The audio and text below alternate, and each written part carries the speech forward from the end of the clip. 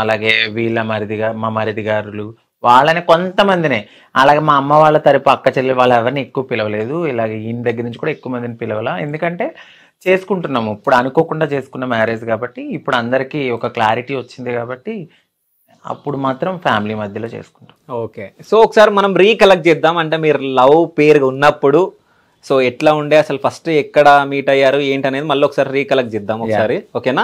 So first ఎక్కడ meet అయ్యారు మీరు ఇద్దరు? Madhapur Ayyappa society coffee shop. ఆ కాఫీ షాప్ ఇంకా ఉందా? నేను ఎప్పుడైతే వెళ్ళినా అలా చూసుకుంటూ వెళ్తాను. ఎప్పుడు కార్లో వెళ్ళినా అండి అంట. ఓ మనం అక్కడ కలిసినామని. ఓకే, సో ఎప్పుడు కలిసిరు, అసలు ఎట్లా కలిసిరు, ఫస్ట్ ఎవరు మాట్లాడారు, చూపులు ఎట్లా కలిసినాయి? ఫస్ట్ అయితే మాత్రం నేను నార్మల్గా యాజ్ యూజువల్ ఓపెనింగ్ కోసం అని వెళ్ళాను. అదే ఓపెనింగ్ జరుగుతున్న టైంలో ఇంకా కొంచెం టైం పడుతుంది అన్నారు. ఇప్పుడు మేము వెళ్ళే జిమ్మే అదే ఓపెనింగ్. ఓకే, మీరు ఇందాక అడిగారు కదా జిమ్ ఎక్కడని, ఆ జిమ్ ఓపెనింగ్ కోసమనే నేను అక్కడ ఉన్నాను అనమాట. 2 years బ్యాక్ అనమాట. అయితే నేనేం చేశాను, సో టైం ఉంది 7 అలా అన్నారు కాబట్టి ఎర్లీ మార్నింగ్స్ ఉంటాయి కాబట్టి మేము ఇంకా ఫ్రెండ్స్తో కలిసి అక్కడికి వెళ్ళాను. టీ షాప్కి వెళ్దాం పదండి టీ తాగుదాం ఈ గ్యాప్లో అన్నారు. అట్ ద సేమ్ టైం నాకన్నా ముందే ఈయన వచ్చి ఉన్నారు అక్కడ. నేను మా ఫ్రెండ్స్ దోశలు తింటున్నారు, అప్పటికే నేను కొంచెం లావ్ అయితే డైట్ అంటాను, మళ్ళీ తగ్గగా మళ్ళీ తింటా. ఇది ఒక నాకు యాజ్ యూజువల్ లైఫ్ అనమాట.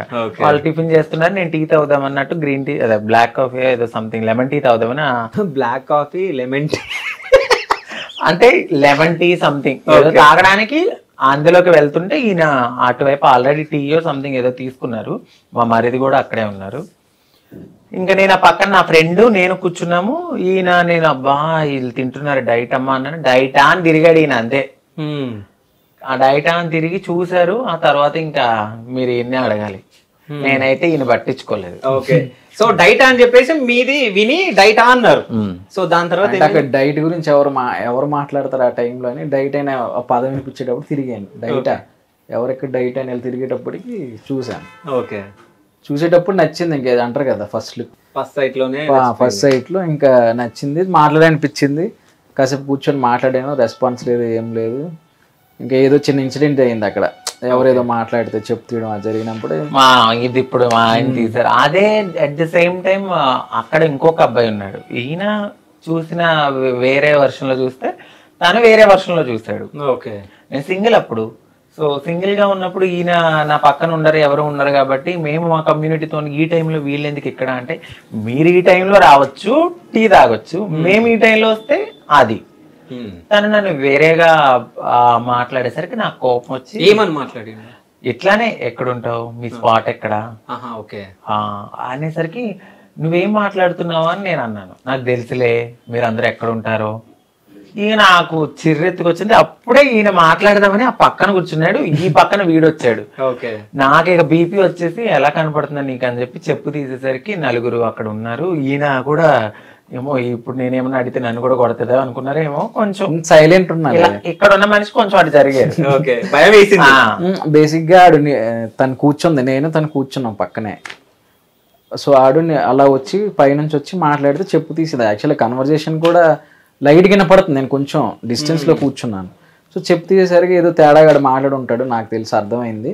సో ఒక 2 నిమిషాలు నేను సైలెంట్ అయిపోయాను. వామ్ ఎంత హార్ష్ ఉంది ఏంద్రా ఆయన చెప్పు తీస్తుంది అని చెప్పేసి అందరి ముందు. అంటే సడన్ గా ఇప్పుడు అందరూ చాలా మంది ఉన్నారు, ఇప్పుడు ఉంటదో ఉండదో తర్వాత సంగతి. చాలా మంది నుంచుంటే అక్కడ కలిసి స్పాట్ ఎక్కడ ఈయన సరే నాకు అసలు మైండ్ తీసుకోలేకపోయాను. మీకు తెలుసు అయ్యప్ప సొసైటీ అంటే కొంచెం క్లాస్ గా ఉండేవాళ్ళు, జాబ్ చేసే వాళ్ళు ఉంటారు కాబట్టి ఆ టైంలో నన్ను అడగడం నాకు నచ్చల. నేను ఫస్ట్ నుంచి అంతే, నన్ను ఎవరైనా ఆ మాట అడిగితే నాకు కోపం వస్తుంది. నేను అలా రియాక్ట్ అయ్యాను. ఈయన కొద్దిగా పక్కన జరిగారు, వాడిని కొడదాం అనుకునేసరికి నా ఫ్రెండ్స్ ఆపేశారు. చెప్పు తీసాను కొట్టడానికే. ఇది తగిలితే నీకు తర్వాత పరువు ఉంటదా అని అడిగాను అంతే. వాడు సారీ అనుకుంటూ వెళ్ళిపోయాడు. ఇక కొంచెం కూల్ చేసి దాని తర్వాత మీ హీరో ఎంట్రీ ఇచ్చిండు ఈయన. అప్పుడు నేను మెల్లగా కన్వర్జేషన్ స్టార్ట్ చేశా ఊరికే. అప్పటికి ఈయన ఒక కేక్ ఇవ్వడము అవి ఇస్తుంటే నేను తినకపోవడం, మా ఫ్రెండ్కి ఇచ్చిన తినకపోవడము, మాట్లాడడము, చూపులు అనుకోకుండా మరి నాకెంతకు ఇష్టం అయ్యిందో మరి నాకు తెలీదు. చూడడం అది జరిగింది, నెంబర్ అడిగారు ఇవ్వలేదు.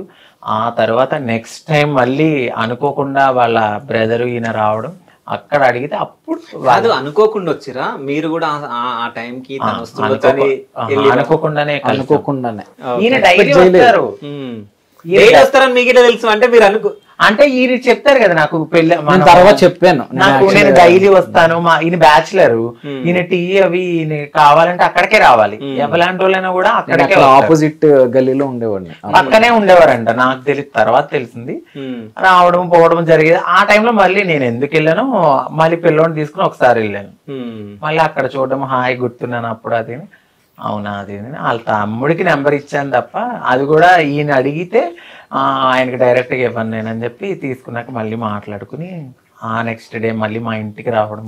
కాదు ఏమని మాట్లాడారు ఫోన్లో? హాయ్ ఎలా ఉన్నావు తిన్నావా ఇవే మాట్లాడే ఎక్కువ ఏం మాట్లాడిపోయిండే. అదే టైంలో నాకు ఏదో అవసరం పడి తీసుకురమ్మన్నాను. ఓకే ఏదో ఫుడ్ సంథింగ్ ఏదో తీసుకొచ్చారు ఈయన. ఓకే నాకు అప్పుడు నచ్చింది. ఓకే ఒక ఫ్రెండ్ గా మనం మాట్లాడొచ్చు. ఫుడ్డే తీసుకొచ్చారు నాకు మా అబ్బాయికి. ఇంకా నాకు ఒక ఫ్రెండ్షిప్ బాండింగ్ వచ్చింది. ఫస్ట్ ఈయన నాకు ప్రపోజ్ చేసేంత వరకు నేను ఈయన ఫ్రెండ్ లానే ట్రీట్ చేసాం కొన్నాళ్ళు. తర్వాత మళ్ళీ ప్రపోజ్ చేసి అది కొంచెం చాలా సిన్సియర్ గా తీసుకునేసరికి నేను ఈయన అవాయిడ్ చేసేసాను.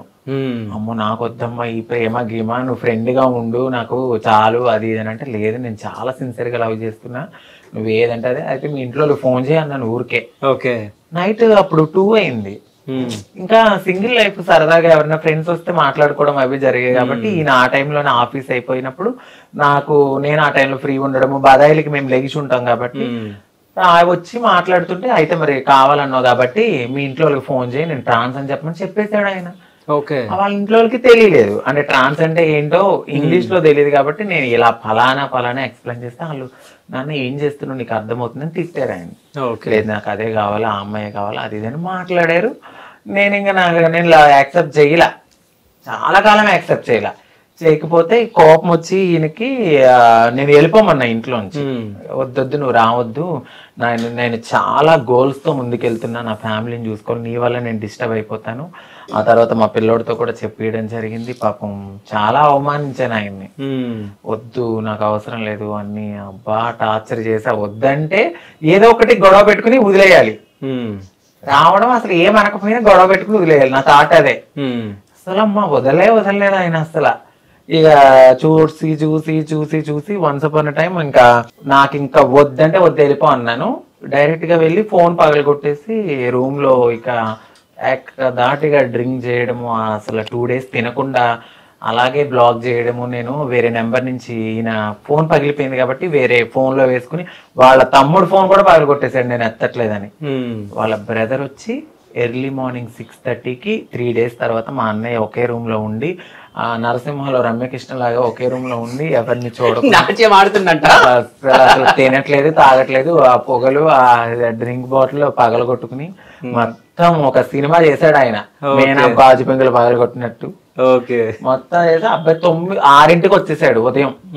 ఎవరా కాలింగ్ బిల్ కొడుతున్నారంటే నువ్వు ఉన్నావు ఆ రోజు, మా అబ్బాయి కూడా ఉన్నాడు నాకు గుర్తులేదు. నేనే లెగిసి ఏంటి మీ గోల్ ఏంటి మీరేంటి అని అంటే, లేదు ఇలా జరుగుతుంది ప్లీజ్ అంటే అప్పుడు పిలిస్తే వచ్చాడు.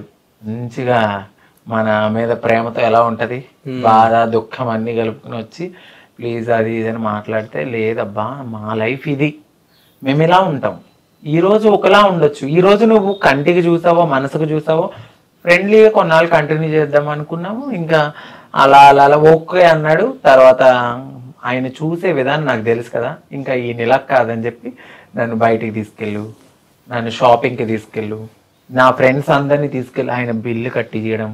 35,000 బిల్లు కట్టారంటే అర్థం చేసుకోవాలి. 35,000 బిల్లు కట్టించారు మీరు? ఎక్కడికి? షాపింగ్ లేకపోతే తినడానికి అండ్ అంటే ఫ్రెండ్స్, ఎందుకంటే 35,000 అంటే అందుకే అవుతాయి.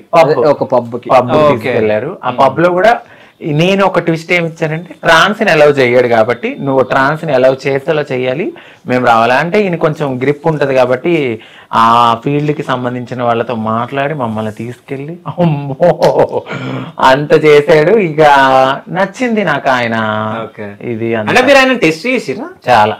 ఓకే నేను చాలా మందిని చూసున్నాను అప్పటికి ఉన్నది. కాకపోతే ఏంటంటే ఉంటది కదా సస్పెన్స్, చాలా మంది వీళ్ళ దాంట్లో జరుగుతాయి కాబట్టి వాళ్ళ బ్రదర్ క్లారిటీ రావాలి. ఈయన రాలేదు మళ్ళీ అప్పుడు ఈయన ఓన్లీ తర్వాత కొంచెం ఒక 10-15 మినిట్స్ వచ్చి వెళ్ళిపోయారు. వాళ్ళ బ్రదరే మొత్తము కార్డు ఇచ్చేసారు. సో నేను అది వీకెండ్ కదా కొంచెం బిజీ ఉంటాను కాబట్టి తోడు నువ్వు ఉండరా ఏమైనా ఉంటే పక్కన కాల్ చేయి అని చెప్పాను. తర్వాత ఒక గంటన్నర తర్వాత మళ్ళీ వెళ్ళి ఒకసారి వెళ్ళి చూసుకొని ఓకేనా ఓకే 15 మినిట్స్ ఉన్నారు, వెళ్ళిపోయారు. ఇంకా అలా కంటిన్యూ అవ్వగా నా బర్త్డే వచ్చింది. నా బర్త్డే వచ్చినప్పుడు ఇంకా మా ఇంటికి తీసుకెళ్ళాను ఒకసారి. మా అమ్మగారు అలా అంత పట్టించుకోలేదు కానీ కొంచెం బాగానే మాట్లాడారు, బాగానే హ్యాపీగా రిసీవ్ చేసుకున్నారు. ఎవరు అంటే ఇట్లా అని చెప్పాను. చెప్తే అవునా సరే అది ఇదని మాట్లాడారు. ఇంకా నా పని చూసుకుని వచ్చేసా. ఈయన బర్త్డేకి గిఫ్ట్ కొన్నారు నాకు అప్పుడే. ఇప్పుడు ఇంటి కోసమనే కొన్ని బయట ఉన్నాయని చెప్పా కదా, అందులో ఉంది అది. నక్లీస్ తీసుకున్నారు నాకు. నక్లీస్ తీసుకున్నారు. పార్టీకి చాలా బాగా గ్రాండ్ గా చేశారు. అప్పుడు 3 లక్షలు ఎగిరిపోయినాయి ఆయనకి. సో అప్పుడు నచ్చిర్రా?